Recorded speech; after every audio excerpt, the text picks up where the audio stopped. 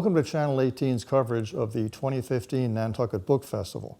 I'm Charlie Walters, and I'm sitting in the White Elephant Village, which belongs to Nantucket Island Resorts, and I'm with one of the festival's participants, Azar Nafisi, the author of the award-winning 2003 book, Reading Lolita in Tehran, as well as the memoir, Things I've Been Silent About, and her new book is called The Republic of Imagination, America in 3 Books.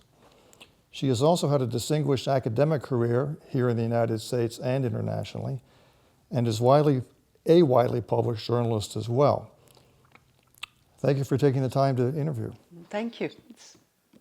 When you were working on Reading in Lolita in Tehran, did you have an inkling of how popular it was going to be and it would be on the New York Times bestseller list for over 2 years? No idea whatsoever. I'm usually pessimistic about my own works anyway, but with this one, a great many colleagues and friends kept telling me, nobody will buy this book. At that time, the war with Iraq was in the news, and they said nobody will be thinking of Iran. And who wants to read these dead white authors? And so I believed them. The only person who didn't believe it was my editor, but the rest of us didn't. Did you have a particular readership in mind as you were writing the book? No.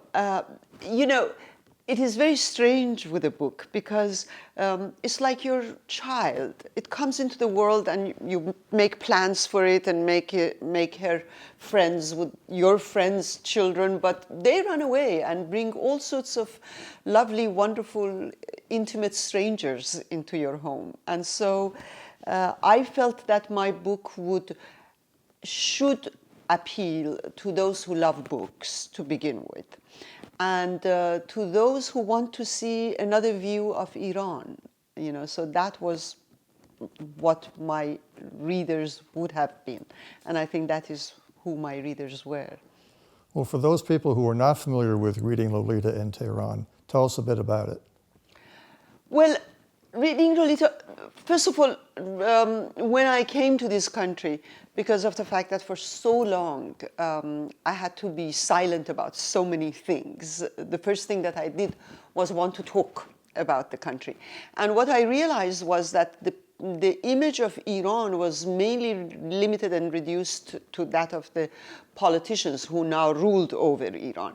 And what I wanted to give people was a bit of the experience of what it meant to live as an ordinary citizen in that country, and also about the love of my life, which is literature, of how literature opened up spaces to us that reality had closed. And Reading Lolita in Tehran is mainly focused on my teaching experiences in Iran, teaching Western literature in Iran, and especially on this small private group of girls that when I resigned from the university, I gathered in my living room, and for 2 years we read the classics and discussed them and wrote about them and talked about them. Well, picking up on what you said a moment ago, the Iranian government and the United States government they're often banging heads.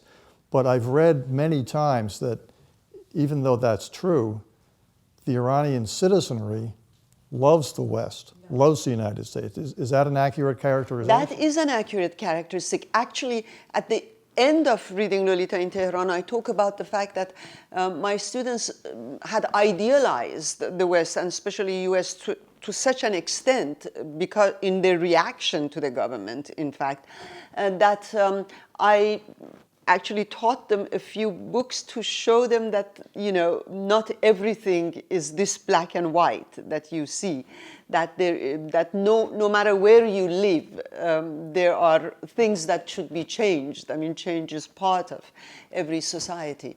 But yeah, and that is why when people go to Iran from US or many of the reporters who came to Iran, they were flabbergasted at the way the people were and at the way that private spaces were so open as opposed to the public ones.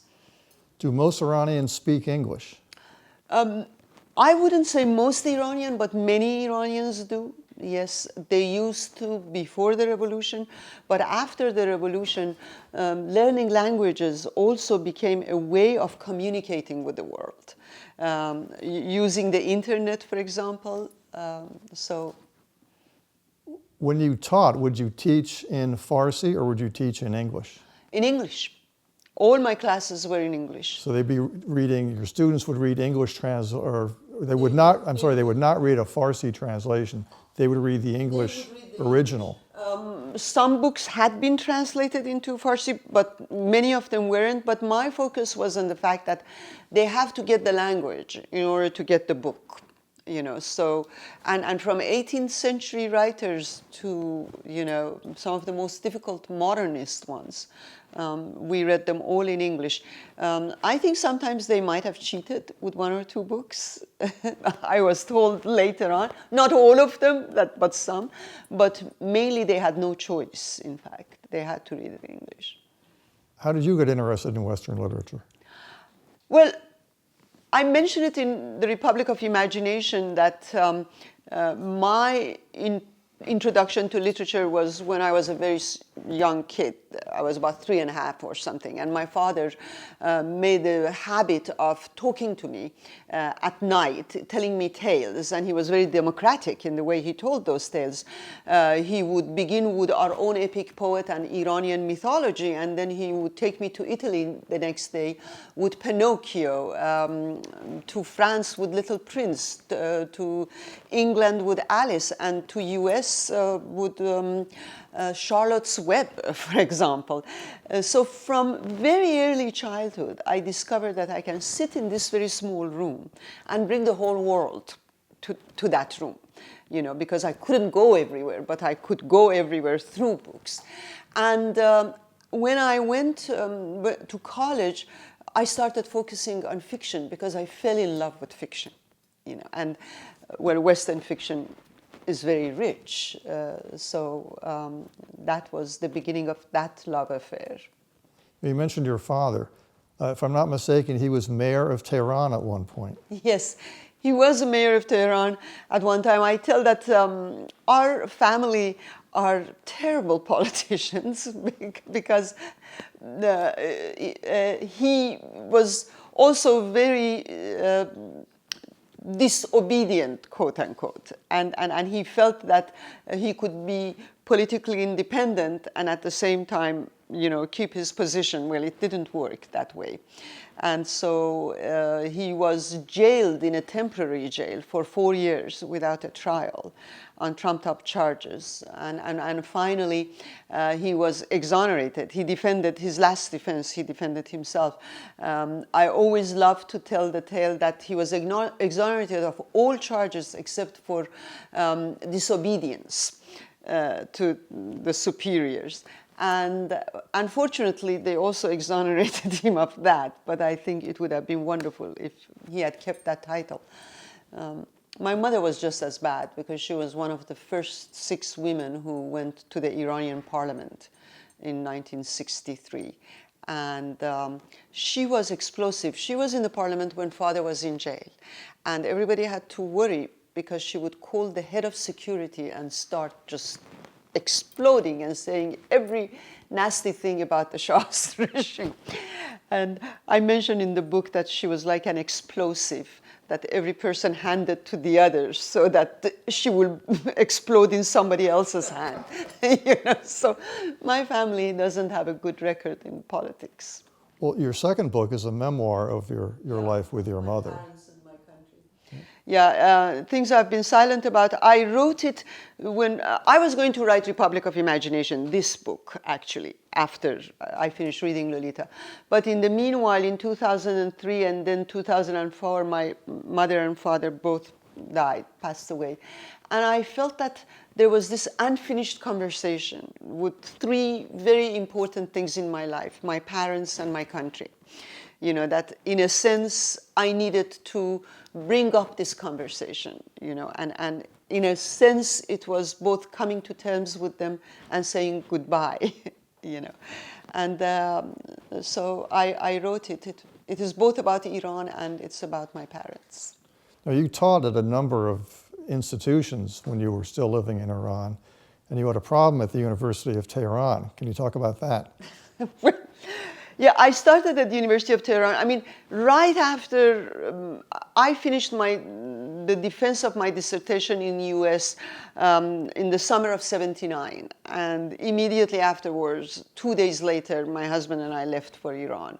My timing is not very good, you know. Well, that was the same year that the Shah was overthrown, and the Ayatollah Khomeini came back from Europe. Came back. And I always tell people, don't go where I go, because when I went to Iran, I was confronted with fundamentalism, terror, and the war with Iraq. And when I returned to US in 1997, I was confronted by fundamentalism, terror, and the war with Iraq. So, you know, people shouldn't go where I go. But I immediately, the fall of that year, started teaching. And started teaching at the University of Tehran. And it was the most turbulent of all times.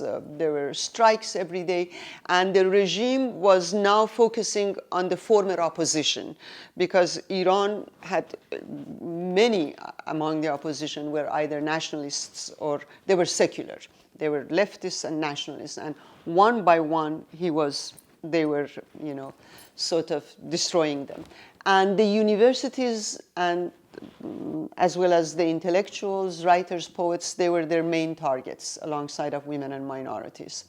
So that was an amazingly frightening, if life-changing times. And this was at the same time that the American hostages were still being held in Tehran, that all this was happening.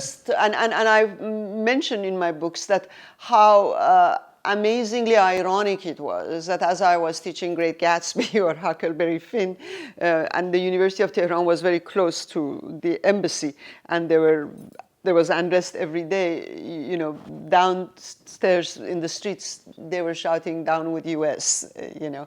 But the whole point is that even then, it wasn't as if the majority of Iranians were coming by the US embassy. They were bringing busloads of people from provinces and different places to demonstrate in front of the embassy. But it was also very dangerous times. And they closed down the universities in early 80s because, like China, they wanted to go through what they call the Cultural Revolution. And that became one of the reasons when I came to US, and in this new book, Republic of Imagination, I am so concerned with survival of humanities, of ideas and imagination in this country, because that was the first target of the regime. They said that the West infiltrates and poisons the minds of our youth through humanities and, social sciences. So that's what the governing authorities are saying. And if the universities disagreed, what could they do, if anything? If the universities disagreed? Well, the universities did, both the faculty and the students. And what happened was that actually one of the last open meetings, which was the Faculty of Law and Literature and Foreign Languages, and I was part of it. And I was one of the three professors who went to that meeting. That was when they were just beginning the veil. You see, once they tried to impose the veil, Ayatollah Khomeini issued an edict imposing the veil on Iranian women, and hundreds of thousands of women came into the streets. And they protested, so they had to withdraw. But then they started imposing it via workplaces, and in the shops. And me and two of my colleagues went to that meeting without the veil. But there were other professors there as well who started, questioning the way the universities were, being by and by reduced to an ideological tool in the regime's mind. And after that meeting, many professors either resigned or were expelled from the university. I was also expelled because I gave it, I told them that, when for about 3 months or so, the late Shah's father imposed the law that women should all take off their veil. One of my grandmothers, who was very religious, she refused to leave home for 3 months. And I told them that now you're trying to force us to wear the veil. And I felt that women's freedom was not something that a Shah gave them so that an Ayatollah can take them away. So I said that I will refuse to leave home again. Of course, that didn't work because they stayed for 30-something years and the veil was finally imposed. But I refused to wear the veil and I stopped going back until they expelled me. But it wasn't just me. You know, the way I'm saying this story is I don't want to make myself into a hero. Many, many Iranian women, many of them did the same thing. The subtitle of your new book is America in 3 books. What 3 books and why those 3 books? Okay, I have to tell you something, and maybe my publisher will get a little bit mad.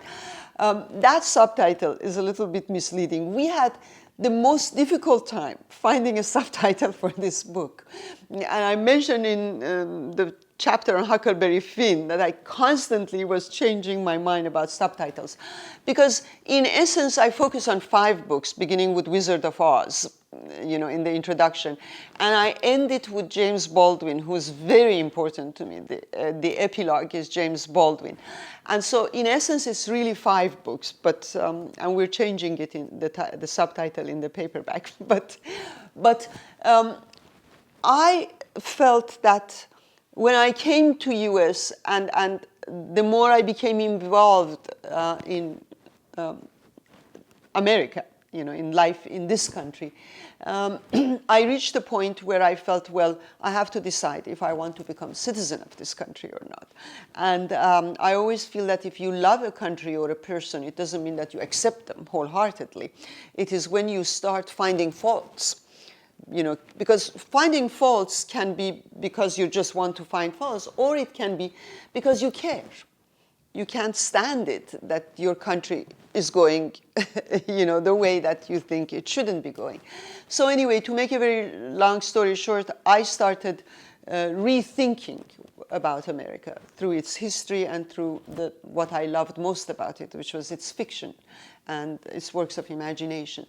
And I discovered how much great American novels were the moral guardians of the American dream, not the way Mr. Trump talks about it, just the materialistic aspects of it, and this gung-ho individualism, dog-eat-dog kind of, dog-eat-dog world kind of thing.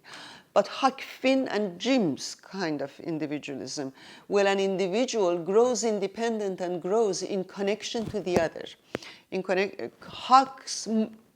Huck's moral education is through Jim. You know, and Jim is the moral compass of that novel. And I wanted to begin with Huck Finn because I think that it is new in every sense of the word. It is American, you know. And then decided to choose, and at first I began with 24, but you know, I had to reduce them, to choose books that I felt were being the moral guardians and keeping the idealistic aspect of the dream alive, you know. Just this week, in fact, 3 days ago, you had an op-ed piece in the New York Times called Surveillance States. And I want to read the last sentence and get some further thoughts from you. You conclude it by saying, I fear the moment when we stop thinking of freedom as an ordeal. Yes. I take that to mean that you're saying that freedom is not and should never be easy. Am I reading you correctly? And can you say more about that? Very correctly. And one reason I chose these novels for the Republic of Imagination was the fact that they show you that freedom, many people don't want to be free. And that is why American novels, one after the other, target complacency. I mean, with Huck Finn, from the Sunday school and the smothery houses, everywhere people are civilized with a C and not the way Huck spells it, which is with an S, you know. People who are too comfortable, too complacent, too conformist, they become dangerous. It is one of the most violent books you read. When at the heart of conformity is, of course, blindness towards others, which leads to what we call slavery and now racism.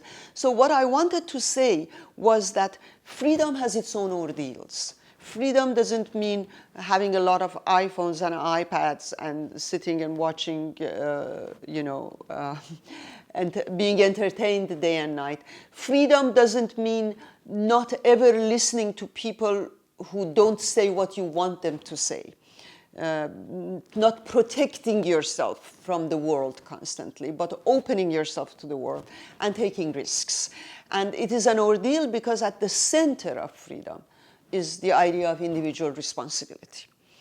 You and I cannot complain if this country goes the wrong way, because we are not living in a totalitarian society, and we should be taking responsibility for the choices we make.